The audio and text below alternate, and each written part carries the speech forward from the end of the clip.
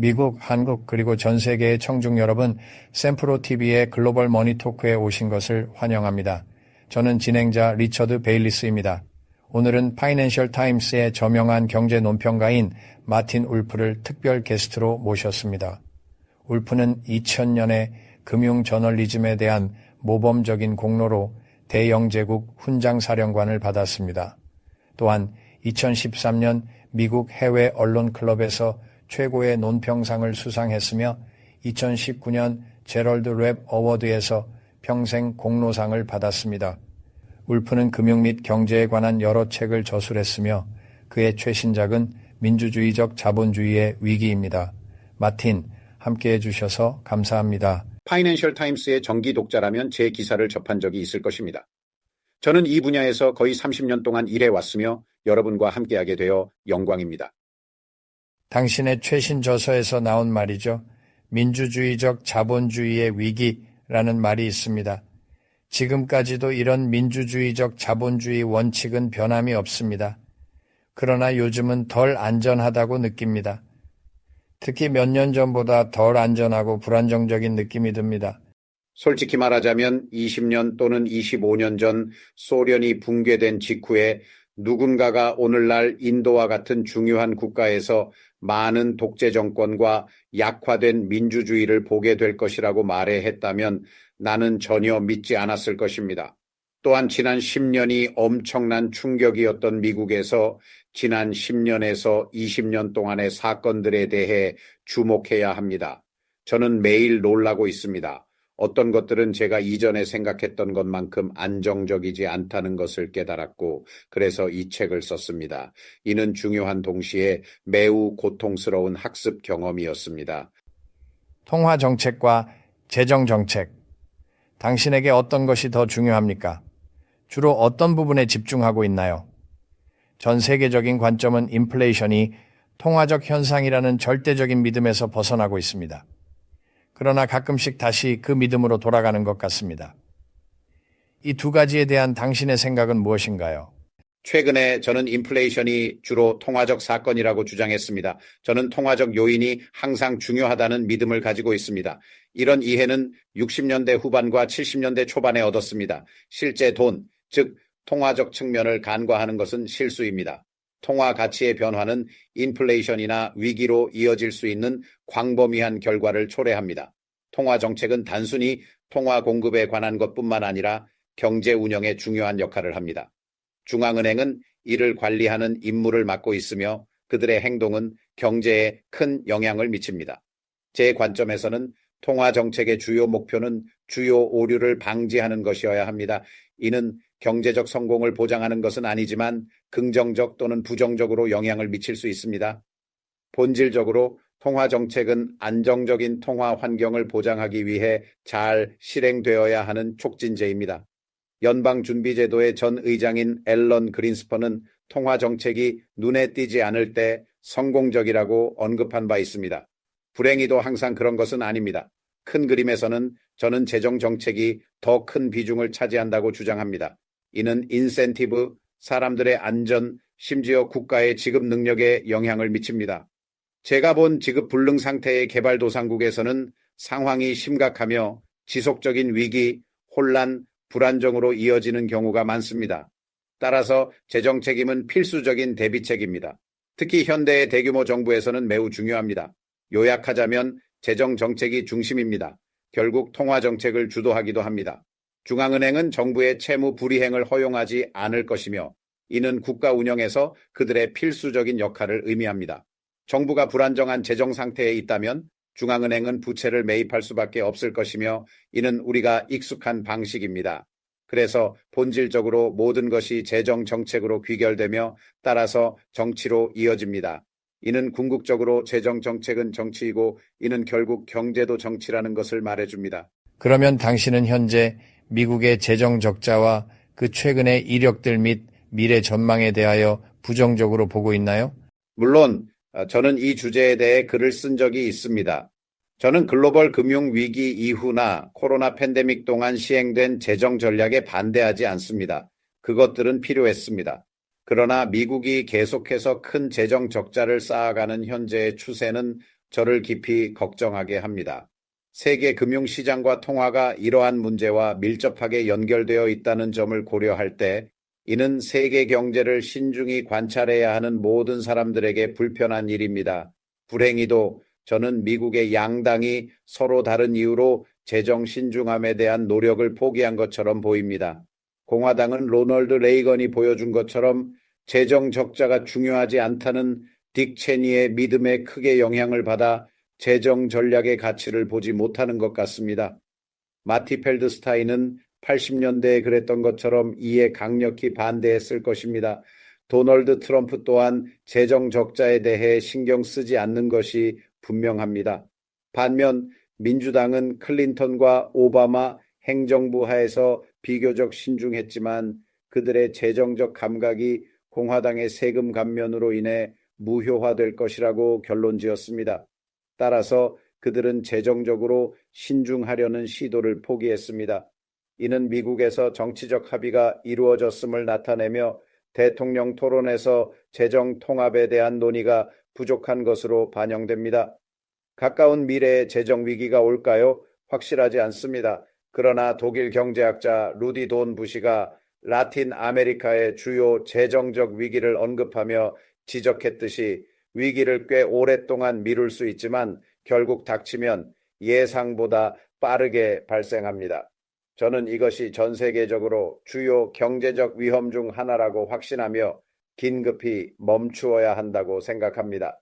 하지만 솔직히 그것이 일어날 것이라고는 예상하지 않습니다. 이는 파산에 관한 속담과 다소 유사합니다. 처음에는 서서히 일어나고 그 다음에는 빠르게 진행됩니다. 미국에 부여된 글로벌 신용 신뢰는 다른 어떤 국가보다도 뛰어나며 이는 장기간에 걸쳐 재정적 무모함을 조장할 수 있는 문제를 야기할 수 있습니다. 글로벌 투자자들이 그들의 달러 자산의 안전성에 의문을 제기하기 시작할 때 우려의 지점이 발생하며 이는 상당한 복잡성을 초래할 수 있습니다. 미국의 채권자 대다수가 외국인이라는 점을 아는 것이 중요합니다. 물론입니다. 저는 한때 석유 분석가로 일하면서 일일 생산 및 소비 수치와 그 변동에 대한 깊은 지식을 습득했습니다. 매우 유익하다고 생각하는 유사한 수치, 사실 또는 개념을 알려주실 수 있나요? 인구 통계와 관련된 특정 숫자들은 저에게 매우 유용합니다. 세계 인구는 대략 80억 명에 이르며 그중 15%만이 부유한 국가에 거주하고 있습니다.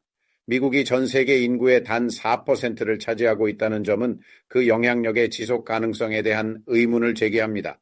세계 인구의 절반이 아시아인으로 이는 세계의 중심이 어디에 있는지를 시사합니다. 저는 서구의 지배는 일시적이지만 주목할 만한 단계로 보고 있습니다. 다른 관점으로는 번영에 초점을 맞출 수 있습니다. 중요한 인구 통계적 사실은 거의 모든 인구 성장이 사하라 사막 이남 아프리카에서 비롯된다는 점으로 이는 미래의 세계 구성을 암시합니다. 인구 통계는 매우 중요합니다. 다른 중요한 인구 통계적 요소로는 출산율과 고령화가 있습니다. 흥미롭게도 거의 모든 부유한 국가들은 대체 수준 이하 또는 그에 근접한 출산율을 보고하고 있습니다. 이는 이러한 국가들의 인구가 수축할 가능성이 있으며 상당한 고령화 문제를 동반할 것임을 시사합니다. 수명이 길어지고 출산율이 낮아지면서 도전 과제가 증가할 것입니다. 미국은 덜 영향을 받지만 면역이 있는 것은 아닙니다. 두 번째 중요한 수치는 당신이 이전에 언급한 상대적 부에 관한 것입니다. 중국의 1인당 GDP는 미국의 약 3분의 1이며 인도의 경우 거의 10%에 불과합니다. 그럼에도 불구하고 두 나라는 각각 14억 명의 대규모 인구를 자랑하며 중국은 감소하고 인도는 증가하고 있습니다. 이들 국가는 현재와 미래의 초강 대국임이 틀림없습니다. 그들의 경제 규모는 앞으로의 경로에 중요한 역할을 합니다. 미국이 그 우위를 유지할 수 있을까요? 그렇지 않다면 기술적으로 발전했음에도 불구하고 14억 인구에 도달하지 못하기 때문에 경제 규모는 작아질 것입니다. 제가 관심 있는 마지막 데이터 세트는 CO2 배출량입니다. 저는 기후 문제에 대해 상당히 의식하고 있습니다. 많은 논의에도 불구하고 배출량은 계속 증가 추세에 있습니다. 만약 당신이 이 문제에 진정으로 관심이 있다면 저처럼 이는 해결해야 할 중요한 문제입니다. 이것들은 현재 상황을 명확히 이해하고 장기적인 경향을 예측하기 위해 제가 자주 참조하는 수치입니다. 출산율은 인구 통계 데이터와 연결된 부인할 수 없는 사실로 세계적 풍경을 형성합니다. 저는 전 세계의 여러 부유한 국가들이 어느 정도 이민을 거부하는 것을 목격했습니다. 이는 그들 자신의 출산율이 인구 수준을 유지하기에 충분하지 않다는 점을 고려할 때 터무니없는 일입니다. 일부 사람들은 이러한 국가로 이민 가기를 원합니다. 그들은 이민자를 받아들임으로써만 장기적으로 번영을 유지할 수 있습니다. 흥미롭게도 이민에 가장 반대하는 국가들, 특히 일본과 한국 같은 아시아 국가들은 가장 낮은 출산율을 보입니다. 반면에 미국이나 영국 같은 국가는 더 건강한 출산율을 가지고 있으며 이민을 더 수용하는 편입니다. 미국 내 현재 이민에 대한 논쟁은 독특한데 전통적으로 미국은 전 세계의 문화가 융합된 독특하고 강력한 민주국가로 형성되어 왔기 때문입니다. 현재의 미국의 태도는 이러한 이미지와 일치하지 않습니다. 그럼에도 불구하고 캐나다와 호주 같은 다른 국가들은 여전히 이민에 긍정적인 태도를 유지하고 있습니다. 따라서 미국의 입장은 다소 의아하게 느껴집니다. 일본과 한국은 낮은 출산율로 인해 심각한 문제에 직면해 있습니다. 중국도 결국 비슷한 문제에 직면할 수 있지만 그 규모 때문에 충분한 이민자를 받아들이는 것이 어려울 수 있습니다. 많은 아시아인들은 이민의 개념을 받아들이는데 어려움을 겪는 것 같습니다. 파이낸셜 타임스와의 점심이라는 제목의 칼럼에서 샤론 화이트를 만난 부분입니다. 당신의 책의 중심 주제는 주요 문제들에 대해 상당히 비관적입니다. 그러나 이민과 인종 문제는 중요한 주제입니다. 그럼에도 불구하고 두 분 모두 점심 모임에서 상당한 낙관론을 표현하셨습니다. 곧 퇴임할 존 루이스의 CEO인 샤론 화이트는 이 낙관론에 기여합니다. 그녀는 자메이카 혈통이지만 런던에서 태어나고 자라 영국인으로 인정받고 있습니다. 반면에 당신의 부모님은 기적적으로 나치로부터 탈출하셨고 한 경우에는 배의 키를 통해 탈출하셨습니다. 그러나 이제 당신은 과거에 백인 기독교 남성들만이 차지했던 위치에 도달했습니다. 이것은 상당한 발전인 것 같습니다. 그리고 이것이 위의 낙관의 이유를 제공하고 있나요? 네, 전적으로 동의합니다. 많은 증거가 있으며 그중 상당수는 우리 데이터 칼럼니스트인 존 버나드 머독이 수집한 것입니다. 그는 이민에 관한 훌륭한 글을 썼으며 영어권 국가들이 이민자 통합에 성공한 사례를 강조했습니다. 역사적으로 외부인을 받아들이는 것에 대한 두려움이 있었는데 이는 가톨릭 신자, 유대인, 유색인종을 포함하며 특히 미국에서는 노예제도의 역사 때문에 더욱 두드러졌습니다. 그러나 머독은 영어권 국가들이 일반적으로 동화 측면에서 좋은 결과를 얻었다고 주장합니다. 예를 들어 영국에서 이민자의 2세대는 학교와 대학에서 영국 본토 학생들을 능가하고 있습니다. 이러한 성공은 그들에 대한 반감과 반발을 불러일으켰습니다. 그럼에도 불구하고 최근 정치에서 반이민적 입장을 가진 보수당을 남아시아인과 아프리카인이 이끄는 것에 대한 반대가 없었다는 아이러니를 주목할 가치가 있습니다. 또한 우리는 대규모의 무슬림을 사회에 받아들였으며 일반적으로 긍정적인 결과를 얻었습니다. 물론 극단주의자는 불가피하게 존재합니다. 우리 팀은 소수민족과 유대인을 포함한 이러한 다양성을 반영합니다. 저는 교육과 경쟁을 촉진하는 것이 성공적일 것이라고 낙관합니다. 인도와 중국에서 온 이민자 가족과 그들의 1세대와 2세대가 얼마나 잘 해냈는지를 보십시오.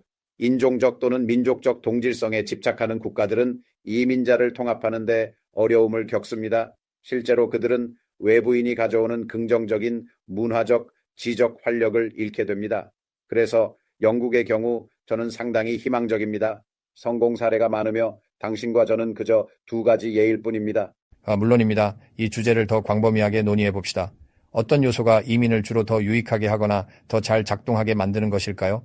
성공이라는 단어를 거의 말할 뻔했지만 인종 다양성과 이민 문제에 관한 더 나은 기능이라고 바꿔 말하겠습니다.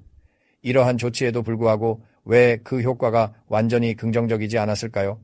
기본적으로 우리는 종종 열심히 일하는 사람은 누구나 미국에서 성공할 수 있다는 말을 듣습니다. 이 믿음은 노력에도 불구하고 뛰어나지 못하고 과거 부모의 성취에도 미치지 못하는 사람들에게는 꽤나 화가 날 수 있습니다. 이 딜레마에 대한 해결책은 무엇일까요? 한쪽은 낙관적이고 다른 쪽은 고군분투하고 있습니다. 이것은 제 책의 중요한 부분입니다. 어떤 사람들은 다른 사람들보다 더 많은 손해를 보았습니다. 저는 이것에 두 가지 측면이 있다고 생각합니다. 첫째, 학문적으로 뛰어난 많은 이민자들이 종종 기존 공동체의 후손들, 특히 이전 산업 지역에 사는 백인 노동 계급을 능가합니다. 이러한 지역은 무역을 포함한 다양한 요인으로 인해 쇠퇴했으며 지역 주민들은 종종 고등교육이 부족합니다. 그들의 자녀들은 학교에서 고군분투하며 이민자들에게 뒤처지게 되어 불만과 하향 이동의 감정을 느낍니다. 경제적으로 더 나빠지지 않았더라도 그들의 상대적 지위는 깊은 영향을 미칩니다. 그들은 이 격차를 문화적, 민족적, 인종적 차이와 연관시켜 사회에 대한 강한 불만을 형성합니다. 이러한 감정은 미국뿐만 아니라 프랑스, 독일, 영국에서도 눈에 띄며 브렉시트 투표로 입증되었습니다. 이는 최근 사건의 중요한 요인이며 두 가지 큰 진실 때문에 해결하기 어렵습니다. 교육 수준이 낮거나 기술이 부족한 사람들이 고임금의 노조화된 산업 직업을 얻을 수 있었던 시대는 끝났습니다. 반세기 전만 해도 영국 노동력의 거의 50%가 산업에 종사했습니다. 이제 이 숫자는 미국과 비슷하게 약 15%로 줄어들었습니다. 이 감소는 주로 생산성 향상과 제조업의 자동화 증가 때문입니다. 여기에 더해 사람들은 AI로부터의 위협을 인식하고 이민자들에 의해 대체된다고 느끼며 이들을 이러한 변화의 상징으로 봅니다. 지금까지 어떤 정치인도 이러한 우려를 효과적으로 해결하지 못했으며 일부는 이를 악용하기도 했습니다. 이 상황은 위험하지만 우리의 가장 큰 도전입니다. 저는 우리가 이 문제를 해결할 자원을 가지고 있다고 믿지만 상당한 사회적 헌신이 필요할 것입니다. 변화는 저절로 일어나지 않으며 우리는 불만의 정치를 피하고 공동체의 행복을 증진하기 위해 노력해야 합니다. 그렇지 않으면 교착 상태에 빠질 뿐입니다. 어떻게 모든 많은 정보들을 필터링하고 이해하나요? 그리고 어떻게 관리를 하나요? 끊임없이 넘쳐나는 방대한 정보를 어떻게 처리하느냐인 질문입니다. 일부를 무시하나요? 특정 문제를 다루지 않기로 선택하나요?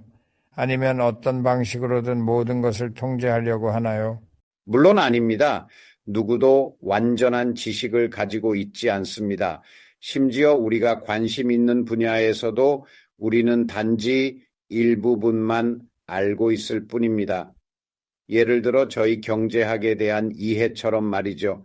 따라서 완전한 지식이라는 개념은 버려야 합니다. 제가 이 문제를 다루는 방법은 주로 신뢰할 수 있는 사람들의 글을 읽는 것입니다. 이는 정보를 효과적으로 사전 필터링하는 것입니다. 이 분야에서 오랫동안 일해왔기 때문에 흥미롭고 철저히 연구된 신뢰할 수 있는 정보를 제공하는 기관들을 알고 있습니다. 비록 모든 데이터의 작은 부분에 불과하지만 시작할 수 있는 확고한 기반을 제공합니다. 그런 다음 파이낸셜 타임스, 뉴욕 타임스, 월스트리트 저널, 이코노미스트와 같은 다양한 출처에서 뉴스를 확인하여 그날의 중요한 이슈를 파악합니다. 중요한 이슈를 식별한 후에는 그들의 숨겨진 의미를 고찰합니다. 그런 다음 그 주제에 대해 글을 쓴 신뢰할 수 있는 전문가와 그들이나 제가 더 깊이 탐구하기 위해 사용한 출처를 확인합니다. 이는 일종의 검색이나 사냥과 같습니다. 대규모 정보의 흐름을 완전히 무시하지 않으면서 가장 관련성 있는 정보를 주의 깊게 살피는 포식자처럼 저를 다룹니다. 저는 참조 출처에 대해 매우 신중하여 출처가 낯설다면 흥미롭게도 다른 방법으로 그것을 검증합니다. 이후 해결하고자 하는 질문을 식별한 후에는 그 문제를 이해하는 데 도움이 될 아이디어와 데이터를 찾는 일을 합니다. 좋습니다. 여기서 마무리해야 합니다. 이는 다른 사람들에게도 영감을 줄 것입니다. 대단히 감사합니다. 여기에 있게 되어서 매우 감사합니다.